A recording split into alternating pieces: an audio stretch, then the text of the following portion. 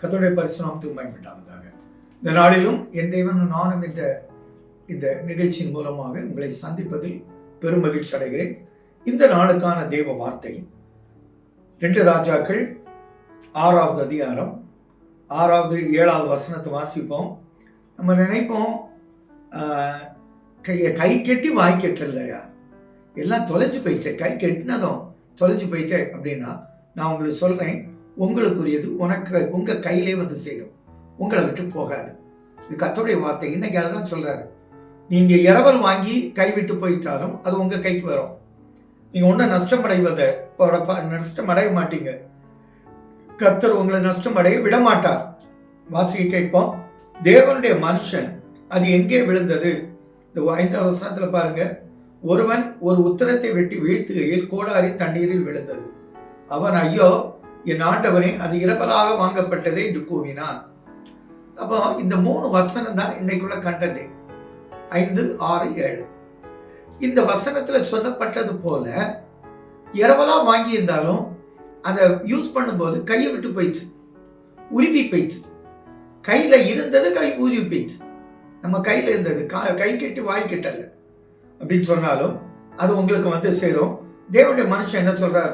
எங்கே விழுந்தது? நீங்க தொலைந்த இடத்தை கர்த்தர் கேட்கிறார். நீ எங்க தொலைத்தாய்? அந்த இடத்தை திருப்பி பார். எங்க மிஸ் பண்ண அந்த இடத்தை திருப்பி பார். அந்த உறவை எங்கே நாம் இழந்தோம் அது திருப்பி பாருங்க. நம்ம இந்த கடன் எங்க வாங்கினோம் அப்படி நினைச்சு பார்த்தீங்கன்னா, ஆண்டவரே இந்த இடத்துல இந்த பர்பஸுக்காக இந்த கடனை வாங்கினேன்னா கர்த்தர் இந்த கடன் நீக்க உங்களுக்கு வழிகாட்டுவார். நமக்கு ஒரு மேரேஜ் ஃபிக்ஸ் பண்ணியிருப்பீங்க, கை விட்டு கை மாறி இருக்கலாம், அது வராமல் இருந்திருக்கலாம். அதை நினைச்சு பார்த்தா போதும், அதே போனது உங்க கையில வரும். இது கர்த்தருடைய வார்த்தை தான். இன்னைக்கு கை நழுவி போனது கூட உங்களுக்கு போகாது, உங்க கையில கிடைக்கும். யோசேப்புக்கு கை நழுவி போன ராஜபாரம் அவனுடைய சகோதரர்கள் அவனை பார்த்து வணங்கும்படி கர்த்தர் செய்தார். அதே போல ஒன்று உங்க கையை விட்டு போகாது. அவர் சொல்ற பாருங்க, அந்த இரும்பை ஒரு கொம்பை வெட்டி அதை அங்கே இருந்த போது அந்த இரும்பு மிதக்க பண்ணி அதை எடுத்துக்கொள் என்றான். அப்படியே தன் கையை நீட்டி எடுத்துக்கொண்டான். நானும் உங்களுக்கு சொல்றேன், இன்னைக்கு ஆண்டவருடைய வார்த்தை, நீங்க எந்த இதை எங்க இழந்தீங்களோ அதை கர்த்தர்ட்ட கேளுங்க. அதை கர்த்தர் சொல்ற, நீ கையை நீட்டி எடுத்துக்க, அது உனக்குரியது.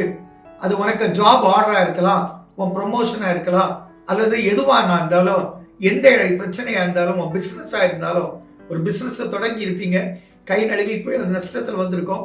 நஷ்டம் எந்த இடத்துல நமக்கு நஷ்டம் வந்து நீங்க சிந்தித்து பார்த்தா அந்த இடத்துல இருந்து உங்களை தூக்கி அதை லாபத்துல ஒன்று நஷ்டம் அடையாதபடி உங்களை விடுவிக்கிற கர்த்தர். எங்களால தகப்பனே, நீ நல்ல நாள். கை நழுவி போயிட்டு நினைக்கிறிய, போகாது. உன் கையில தான் வந்து சேரும்.